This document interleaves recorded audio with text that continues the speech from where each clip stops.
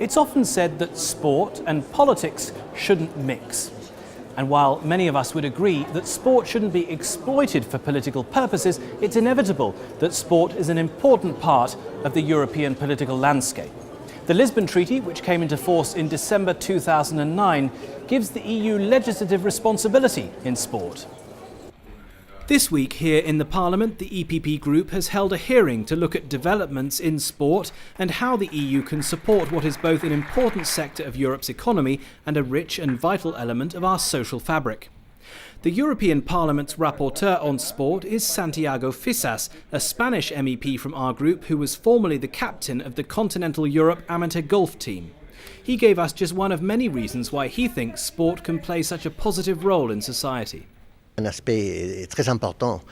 One very important aspect is the integration of immigrants through sport.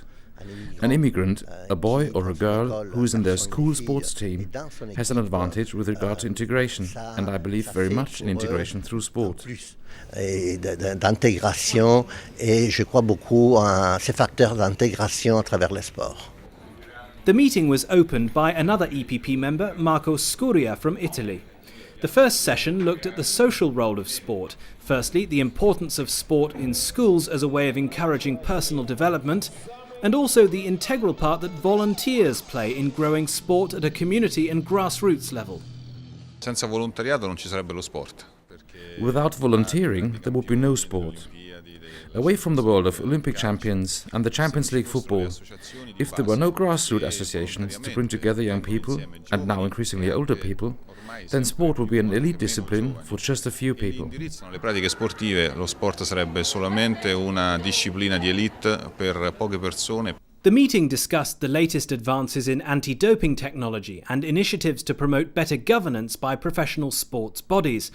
But perhaps the most interesting part of the hearing was the testimony of two former high-level sportsmen about the difficulties of moving from an elite career to a normal life after retirement from sport. Pedro García Aguado won Olympic gold and the World Championship as a water polo player for Spain. But success in the pool was no guarantee of success out of the pool. I had a lot of success at the highest level, but after I developed an addiction problem. But I was able to overcome that, and now I work with young people to help them to succeed without resorting to alcohol and other drugs. Ramon Alfonseda played football for Barcelona, one of the most successful clubs of all time. He's also chairman of the European Former Football Players Association, a role that makes him aware of the need to help many of today's players think about the time when they hang up their boots. They're going to need support. And maybe this kind of support will be mainly after 45 or 50 years old. And they need really a second career. That's why it's so important when they now, if today they are 25 or 30 years old, is the time to teach, to help them, to support in the way that they learn a second career. In a continent as diverse as Europe, sport is one of the few truly common threads in our shared culture, which is why it's important for the EU to have a strong role in protecting and promoting sport throughout Europe. For more information on our group's activities, please visit our website, eppgroup.eu. Thanks for watching, and see you again soon.